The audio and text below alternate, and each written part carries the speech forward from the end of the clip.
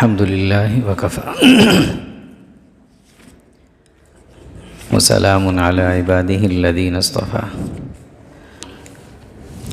أما بعد فأعوذ بالله من الشيطان الرجيم بسم الله الرحمن الرحيم قال الله سبحانه وتعالى وقال لأتخذن من عبادك نصيبا مفروضا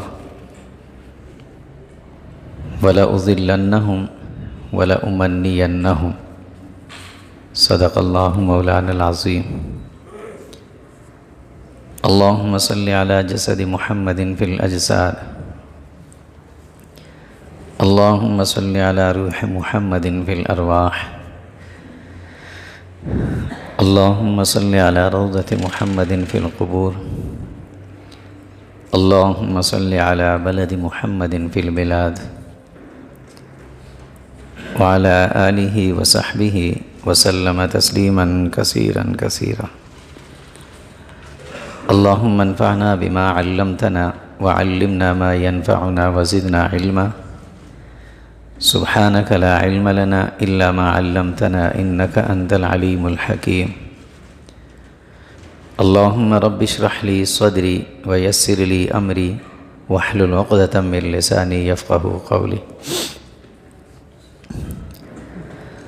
وقال اور شیطان نے کہا لأتخذن من عبادک میں ضرور بنا لوں گا آپ کے بندوں میں سے اپنے لیے نصیباً ایک حصہ مفروضہ مقررہ وَلَأُضِلَّنَّهُمْ اور میں انہیں ضرور گمراہ کروں گا وَلَأُمَنِّيَنَّهُمْ اور میں انہیں ضرور امیدوں میں ڈال دوں گا۔ اللہ سبحانہ و تعالی نے جب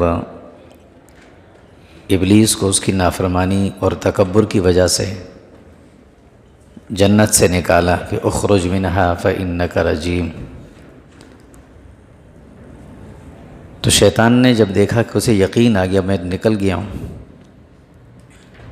اس نے ضد میں، دشمنی میں، حسد میں آ کر بڑی جرأت اور دلیری کے ساتھ اللہ کے سامنے قسم کھائی فبعزتک، اللہ تیری عزت کی قسم، بہت بڑی قسم تھی اس کی۔ ویسے ایک بات ہے کہ شیطان سمجھدار بڑا تھا، انسان آج کا مسلمان قسمیں کھاتے شرکیہ، قرآن کی قسم، تمہارے سر کی قسم، جس سے اللہ کے نبی نے منع کیا، شیطان نے وہاں کسی اور کا نام نہیں لیا، کہا وَبِعِزَّتِكَ، اللہ آپ کی قسم، آپ کی عزت کی قسم، قسم بھی صحیح طریقے پر کھائی اس نے، اور قسم کھانے کے بعد کہا فَبِمَا أَغْوَيْتَنِي، جن کی وجہ سے آپ نے مجھے نکالا ہے نا، آپ نے مجھے جنت سے نکالا ہے، جن کی وجہ سے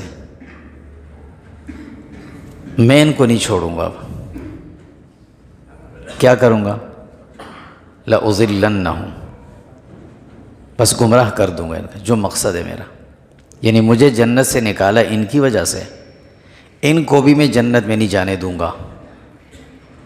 اتنی بڑی بات، بڑی قسم اللہ کے سامنے کھڑے ہو کر، اور اس نے طریقہ بھی بتایا کہ میں کیسے کروں گا، لَأَقْعُدَنَّ لَهُمْ صِرَاطَكَ الْمُسْتَقِيمَ، کہ جو بھی سیدھے کام ہوگا، اچھا کام ہوگا، میں وہاں رکاوٹ بن کے کھڑا ہوں گا، ان کو کرنے نہیں دوں گا۔ اور میرا طریقہ واردات کیا ہوگا؟ لَآتِيَنَّهُم مِّن بَيْنِ أَيْدِيهِمْ وَمِنْ خَلْفِهِمْ وَعَنْ أَيْمَانِهِمْ وَعَنْ شَمَائِلِهِمْ، کہا کہ ان پر آگے سے بھی حملہ کروں گا، پیچھے سے بھی حملہ کروں گا، دائیں اور بائیں چاروں طرف سے ان پر حملے کروں گا، میں چھوڑوں گا نہیں، ان کے ایمان پہ حملے کروں گا۔ اور اس نے قسم کھا کر کہا کہ ان کو میں گمراہ کروں گا، اور گمراہ کیسے کروں گا؟ کہا میرے پاس اس کے طریقے ہیں،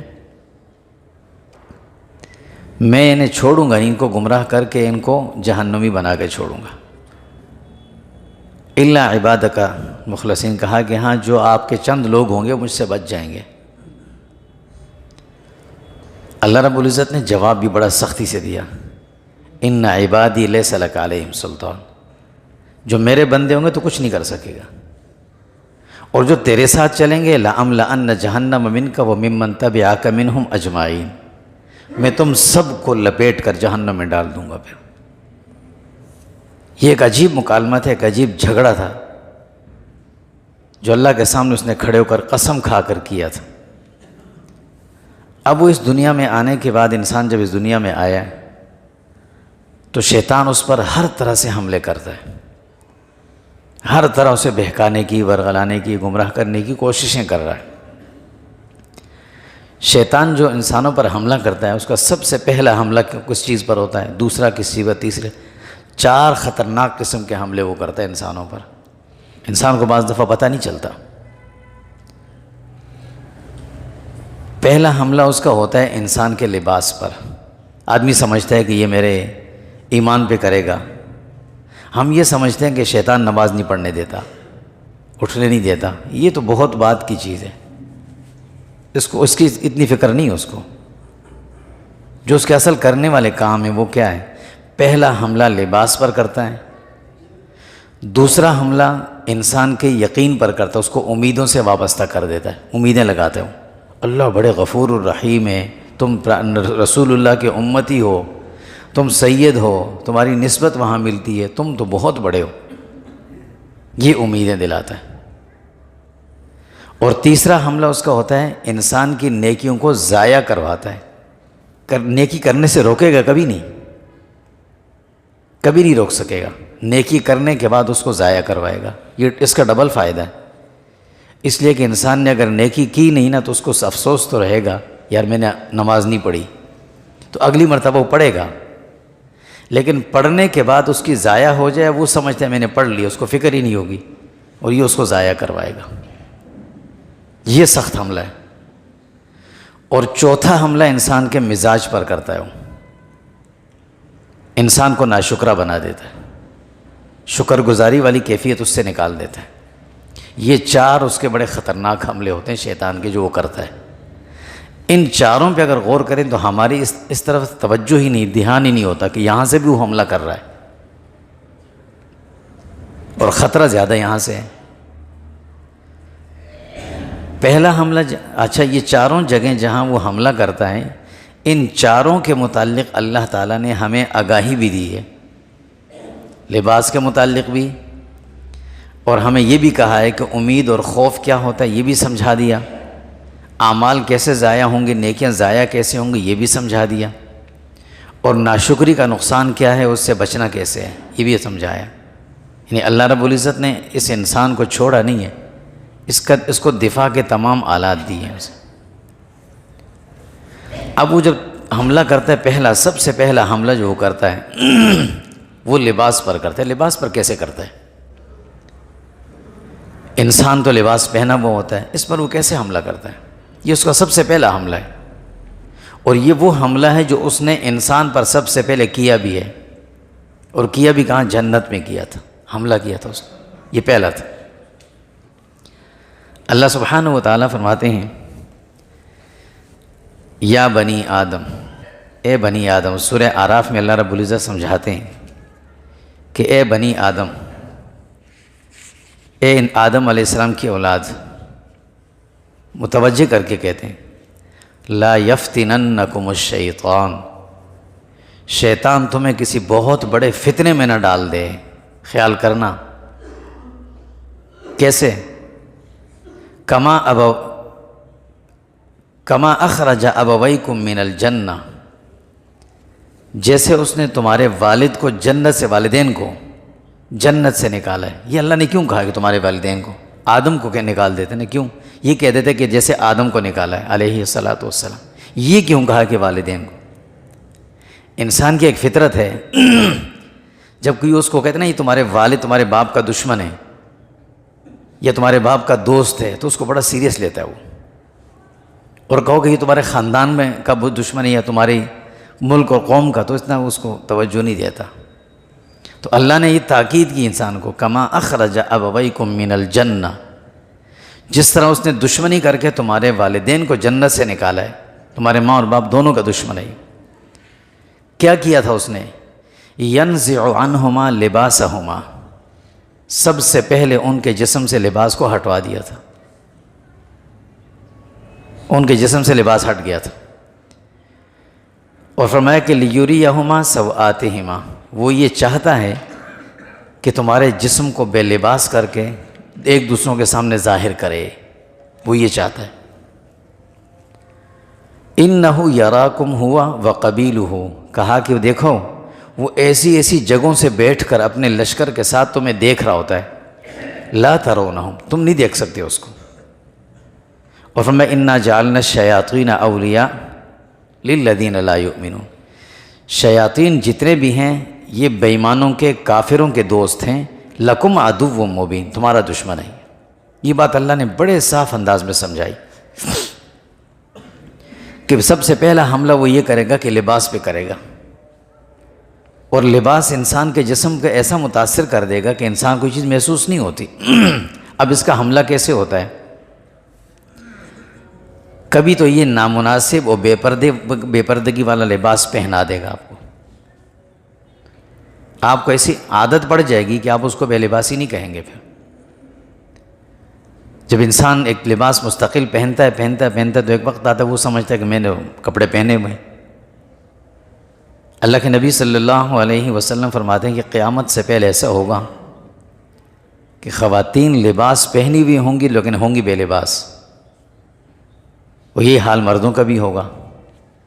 مرد حضرات کے لیے اللہ رب العزت نے جو ستر، جو فرض رکھا ہے لازمی، گھٹنے کے نیچے سے لے کر ناف کے اوپر تک یہ جسم کے چاروں طرف کا حصہ، یہ ستر میں، یہ فرض میں شامل ہے، اس کو ہر حال میں ڈھانپنا ہے، یہ فطرت میں بھی شامل ہے، حکم خداوندی بھی ہے، اور باقی جسم کو ڈھانپنا یہ آداب اور اس میں شامل ہے، لیکن یہ تو ضروری ہے، یہ تو لازمی ڈھانپنا ہے۔ تو اللہ رب العزت فرماتے ہیں کہ یہ ایسے کرے گا، یہ حملہ کرے گا انسان پر، آہستہ آہستہ آہستہ انسان یہ چیزیں اوپر تک آ جائیں گی۔ ایک عام آدمی جب عام زندگی گزارنے والا، کبھی وہ اس لباس کو پہن کر گھر میں بھی نہیں سامنے آ سکتا، لیکن جب انسان کا مزاج بدل جائے تو وہ باہر بھی پھر رہا ہوتا ہے، یہاں تک پہنا ہوا ہوتا ہے، مرد بھی دیکھ رہے ہیں، خواتین بھی دیکھ رہی ہیں اس کو، وہ محسوس نہیں ہوتا ہمیں۔ یہ کتنی بری بات ہے کہ شیطان نے اللہ کے سامنے کھڑے ہو کر جو قسم کھائی تھی وہ کام کروا رہا ہے ہم سے، ہمیں پتہ نہیں ہوتا۔ بعض ہم کہتے ہیں یار یہ، اس کے لیے کوئی نہ کوئی دلیل بناتے ہیں پھر کہ یہ اس لیے ہم پہننا ہو، ایسے ہو گیا ایسے ہو گیا۔ دیکھیں سیدھی سی بات ہے، اللہ کے نبی نے فرمایا صلی اللہ علیہ وسلم نے کہ ٹخنے سے اوپر رکھو، ٹخنا سامنے ہونا چاہیے۔ لیکن ایمان کی کمزوری کی علامت کہ ٹخنا ظاہر کرنا بعض اوقات ہمارے لیے مشکل ہوتا ہے، لیکن جب اپنی مرضی کرتے ہیں تو پھر یہاں تک بھی آ جاتا ہے۔ وہ اپنی مرضی نہیں ہوتی، وہ شیطان کراتا ہے۔ اللہ نے کیا کہا تھا؟ سب سے پہلا حملہ اس کا لباس پر ہوتا ہے، اور جب لباس انسان کا متاثر کر دینا، انسان کی حس بدل جاتی ہے پھر۔ ورنہ یہ کیسے ہو سکتا ہے کہ مرد ہو اور وہ اپنے گھر میں بچوں کے سامنے اس طرح کا لباس پہن کے پھر رہا ہو یا باہر پھر رہا ہو؟ کیسے ہو سکتا ہے یہ؟ حضرت اسماء بنت ابی بکر رضی اللہ تعالیٰ عنہا، حضرت عائشہ رضی اللہ تعالیٰ عنہ کی بہن، حضور صلی اللہ علیہ وسلم کے گھر ایک مرتبہ آئیں۔ حدیث میں آتے ہیں وعلیہا ثیاب رقاق، سر پر جو چادر تھی وہ پتلی تھی۔ فأعرض عنہا، حضور کی نظر پڑتی اپنے چہرہ پھیر لیا تھا، اور پھر ان کو سمجھایا تھوڑے سخت الفاظ میں کہ یہ لباس آپ کے لیے مناسب نہیں ہے، بے شک آپ محرمیت والی بات یہاں پر ہے، لیکن نہیں، یہ لباس نہیں پہننا، ہٹا دینا۔ تو اللہ نے کیا فرمایا تھا کہ یہ پہلا حملہ کس پر کرے گا؟ لباس پر کرے گا، اور لباس کا پہلا حملہ اس کا یہ ہوتا ہے کہ انسان کو نامناسب قسم کا بے پردے والا لباس بھی پہنا دے گا، انسان خوش رہے گا، اس پر اثر نہیں ہوگا اس کو۔ یہ پہلا حملہ ہے۔ ہم اس کو دیکھ بھی سکتے ہیں، محسوس بھی کر سکتے ہیں، لیکن بعض دفعہ چیزیں وہ نہیں آتی۔ ہم سمجھتے ہیں کہ شیطان نماز سے روکتا ہے، حج سے روکتا ہے، قربانی سے روکتا ہے، نہیں، ایسا نہیں کرتا وہ نمازیں بھی پڑھنے دے گا، وہ حج بھی کرنے دے گا، سارے کرنے دیتا ہے، وہ یہ کام اللہ کہتے ہیں سب سے پہلا حملہ یہ ہوگا اس کا، اور یہ اس نے جنت میں آدم علیہ السلام پہ کیا تھا، حضرت حوا پر کیا تھا۔ تو مسلمان تو وہ ہے کہ جو باپ کے دشمن کو دشمن سمجھے، اس کو دوست نہ بنائے، ماں کے دشمن کو دشمن سمجھے۔ جس نے ہماری والدہ اور ہمارے والد کے ساتھ اس سے حملہ کیا ہے تو اس امت پہ کیسے نہیں کرے گا وہ۔ دوسرا حملہ جو لباس پہ کرتا ہے، متکبرانہ لباس۔ وہ کیا ہوتا ہے؟ انسان بعض دفعہ حد سے زیادہ مہنگا لباس خریدتا ہے، حد سے زیادہ مہنگا جوتا کپڑا پہنا ہوا ہے، اور بڑے فخر کے ساتھ ہر جگہ جائے تو اکڑ کے فخر کے ساتھ۔ یہ انسان کی فطرت ہے کہ جب انسان کوئی مہنگی چیز دیکھتا ہے نا، اچھی چیز، تو اس کے اندر تھوڑی سی آ جاتی ہے، خود بخود آتی ہے، یہ کوئی وہ والی بات نہیں، فطرت ہے یہ۔ تو یہ متکبرانہ لباس، یہ بھی شیطان کا حملہ ہے۔ اللہ کے نبی صلی اللہ علیہ وسلم کیا فرماتے ہیں؟ عبداللہ بن عمر رضی اللہ کی روایت ہے، من لبس ثوب الشہرہ، جس آدمی نے ایسا کپڑا پہنا، لباس پہنا کہ لوگ مجھے دیکھیں، شہرت کا لباس شہرہ، البسہ اللہ ثوب مذلہ یوم القیامہ، اللہ تعالیٰ قیامت کے دن اس کو ایسا لباس پہنائیں گے سب کے سامنے ذلیل کریں گے اس کو۔ یہ شیطان کا حملہ ہوتا ہے لباس پر، ہمیں اندازہ نہیں ہوتا، ہم سمجھتے ہو نماز سے روکتا ہے، نماز سے نہیں روکتا، وہ یہ کرتا ہے۔ کسی بھی ایسا نہیں ہے کہ اچھی چیز پہننا منع ہے، منع نہیں ہے، اچھی چیز اللہ نے دی استعمال کر، لیکن اس کو پہننے کے بعد انسان کہتے ہیں کہ جو تکبر سے آتے ہیں نا، اپنے آپ کو دور رکھنا اور وہ کرنا، یہ چیز نہیں ہونی چاہیے۔ پھر تیسری صورت کہ جس کام سے اللہ کے نبی نے منع کیا وہی کرتا ہے، ٹخنوں پہ شلوار نیچے لٹکی ہوئی ہوگی، یہ بھی اس کے شیطان کا لباس پر حملہ ہے۔ ہر وقت شلوار نیچے لٹکی ہوئی ہوتی ہے، بلکہ اب تو ہمارے بچے اللہ معاف فرمائے اس کو فیشن سمجھتے ہیں کہ پانچا جو ہے وہ ایڑی کے نیچے دبا ہوا ہونا چاہیے، اس کو بھی فیشن سمجھتے ہیں۔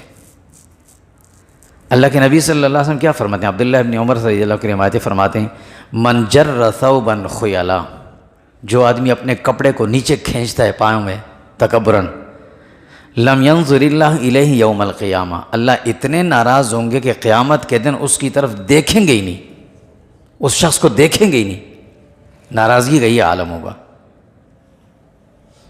اب یہ معمولی سی چیز ہے، ہم سمجھتے ہیں کہ یار یہ تو ایسا نہیں ہے، لیکن یہ عمل ہی اس طرح ہے۔ بعض دفعہ کہتے ہیں میرا تو تکبر تو نہیں ہے، میں اس لیے نیچے نہیں، تکبر ہو یا نہ ہو، اللہ کے نبی کریم عبد سعید خدری رضی اللہ فرماتے ہیں حضور کا ہمیشہ ٹخنا نظر آتا تھا، اوپر ہمیشہ نظر آتا تھا، نظر آنا چاہیے ہمیشہ۔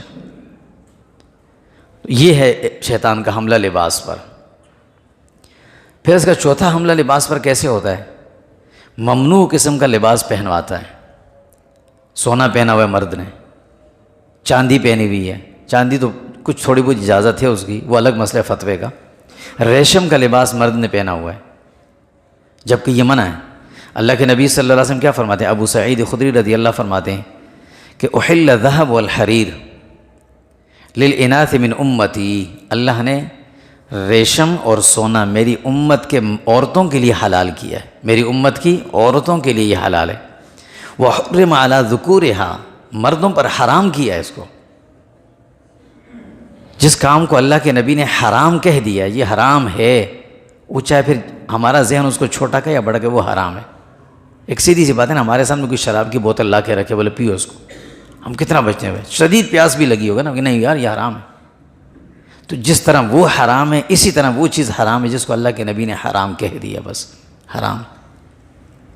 تو یہ اگر پانچواں حملہ لباس پر کیسے کرتا ہے؟ یہ شیطان کے حملے ہوتے ہیں لباس پر۔ اللہ نے جو ہمیں تنبیہ کی تھی کہ یہ سب سے پہلا حملہ لباس پر کرتا ہے۔ مردوں کو وہ کلر، وہ رنگ پہنوائے گا جو اللہ کے نبی کو پسند نہیں تھے۔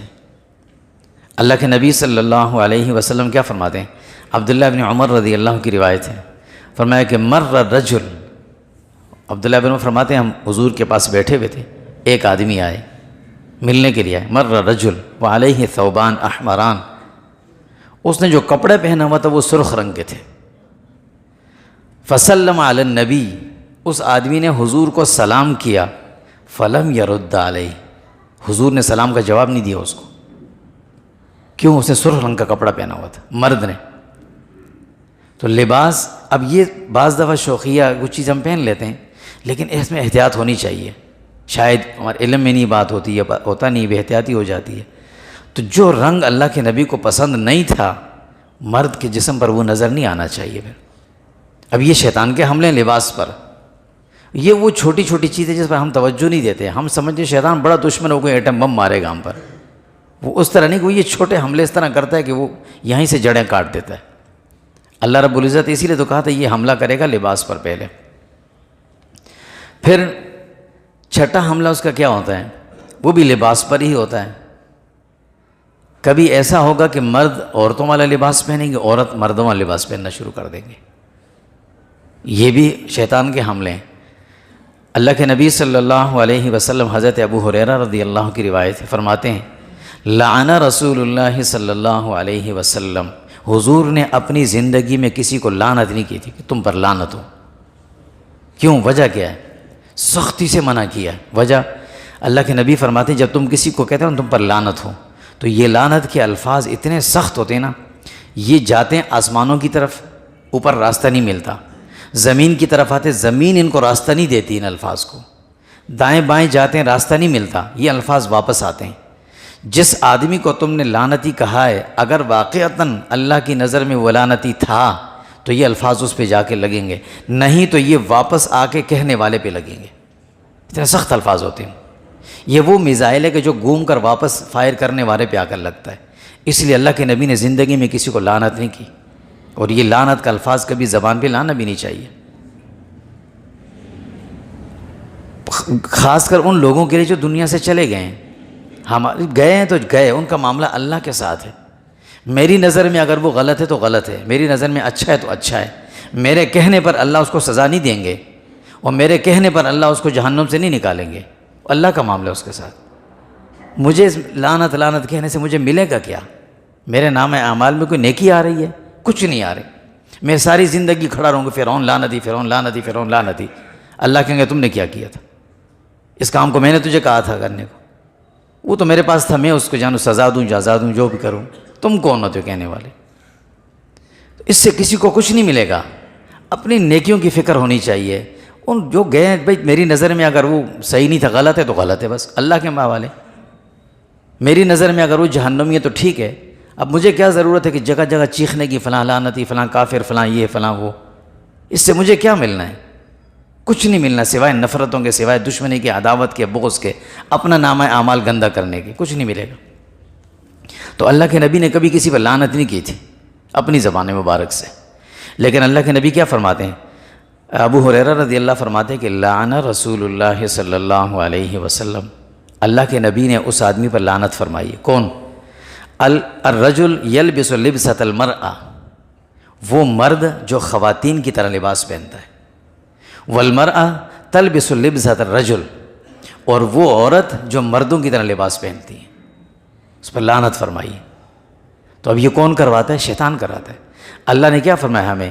یا بنی آدم لا یفتننکم الشیطان، اے بنی آدم خیال رکھنا یہ سب سے پہلا جو حملہ شیطان کا انسان پر ہوتا ہے نا، سب سے پہلا وہ لباس پر ہوتا ہے، نہ ایمان پر ہوتا ہے، نہ نماز پر ہوتا ہے، نہ روزے زکوٰۃ پر ہوتا ہے، سب سے پہلا حملہ ایمان پر، لباس پر ہوتا ہے۔ تو اس کے بارے میں محتاط رہنا۔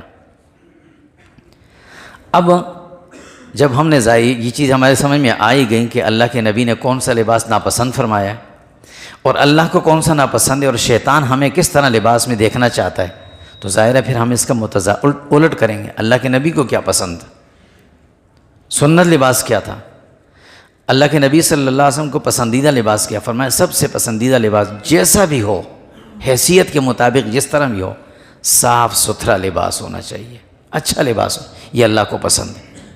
لباس انسان کے انسانیت کا عکاس ہوتی ہے، عکاسی کرتا ہے۔ جس طرح لباس پہنا ہوتا ہے نا انسان نے، صاف ستھرا پہنا ہوا ہے، بے شک پرانا ہے، بے شک پرانا ہے، صاف ستھرا دھلا ہوا اچھا لباس پہنا ہو تو پتہ چلتا ہے کہ یہ انسان کس مزاج کا ہے، کس طبیعت کا ہے، پتہ چلتا ہے اس۔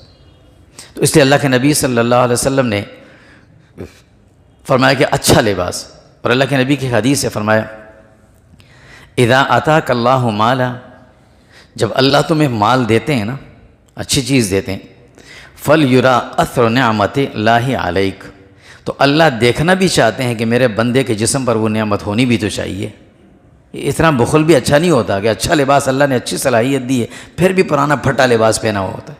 یہ بھی اچھی چیز نہیں ہے کوئی, یہ عاجزی نہیں ہے, یہ انکساری نہیں ہے, یہ بخل ہے. اچھا لباس, اللہ فرماتے ہیں میں تمہارے جسم پر دیکھنا چاہتا ہوں, میں تمہیں نعمت دی ہے نا تو اظہار تو کرو اس کا, اس میں بخل کیوں؟ تو اچھا لباس ہو, صاف ستھرا ہو, تکبرانہ نہ ہو, اس میں تکبر نہ ہو. اللہ کے نبی سے ایک صحابی نے یہ سوال بھی پوچھا, یا رسول اللہ آپ فرماتے ہیں متکبرانہ لباس نہ پہنیں اور اچھا اور نیا لباس پہنیں, تو اس میں کیسے فرق کریں؟ فرمایا تکبر یہ ہے کہ آپ لوگوں کو حقیر سمجھنے لگیں, اپنے آپ کو بڑا سمجھنے لگیں, پھر تکبر آئے گا. ویسے تکبر نہیں, اچھی چیز پہنیں آپ, اللہ کو پسند ہے. تو اچھا لباس دھلا ہوا صاف ستھرا ہونا چاہیے. ہمارے ایک عجیب بات ہے, ہمارے یہاں جو جتنا گندا آدمی ہوتا ہے نا, جو مختلف جگہوں پر آپ کو ملیں گے, بال ان کے ادھر پڑے ہوں گے, ادھر پڑے ہوں گے, نہ کبھی وضو کا پتہ نہ کچھ, ہم اس کو بڑا پہنچا ہوا سمجھتے ہیں کہ یہی بڑا پیر ہے, سب سے بڑا پہنچا ہوا ہے. اس کو اپنی گندگی کا نہیں پتہ, صفائی کا نہیں پتہ, وہ ہمارا کیا کرے گا. تو اللہ کو پسندیدہ چیز صفائی, پاکیزگی, اچھا لباس, یہ پسند ہے. نمبر 2, اللہ کے نبی صلی اللہ علیہ وسلم نے جو پسند فرمایا, کس کو پسند فرمایا, کس لباس کو پسند فرمایا؟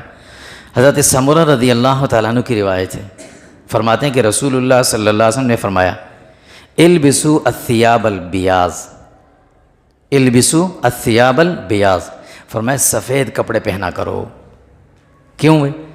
فإنها اطہر و اطیب, اطیب یہ اچھا بھی ہوتا ہے, خوبصورت بھی لگتا ہے اور صاف ستھرا بھی ہوتا ہے. ظاہر ہے سفید کپڑا جب کہیں داغ لگتے ہیں انسان جلدی دھوتا ہے, اور کالا پیلا پہنا ہو تو ہفتہ بھی چلا لیتے ہیں, اس کو نظر ویسے نہیں آتا. تو کہہ رہا ہے کہ اچھا کپڑا سفید ہے وہ پہنا کرو. اور فرمایا وَكَفِّنُوا فِيهَا مَوْتَاكُمْ, اپنے مرحومین کو اسی سفید کپڑے میں ہی کفن دیا کرو. اس پر تو عمل کرتے ہیں ہم. آج تک کالے کپڑے میں, پیلے نیلے کپڑے میں کسی کو کفن نہیں دیا کسی نے, لیکن اس حدیث کے پہلے حصے پر بھی عمل کرنا چاہیے کہ اپنے لیے سفید لباس پہنیں. یہ اچھا لباس ہے, عمدہ لباس. بلکہ ایک عجیب بات, ہمارے مسلمانوں کا قومی لباس کون سا تھا؟ جو مسلمان کا قومی لباس تھا نا, وہ سفید کرتا شلوار اور کالی ویسکوٹ اوپر پہننا. یہ سفید ہمارے یہ مسلمانوں کا قومی لباس تھا. یہ تو کچھ سال 200-400 سال پہلے یا 200 سال پہلے جو بھی حالات آئے دنیا میں, مسلمانوں پر زوال آیا, تو جو ہمارے اسلام کے اور ہماری تہذیب کے دشمن تھے, انہوں نے ہم سے یہ لباس سب سے پہلے ہٹوایا. شیطان والا کام ہی کیا انہوں نے نا. آپ نے دیکھا ہوگا یہ جو بڑی بڑی جگہوں پر یہ جو وہ کیا ہوتے ہیں, وہ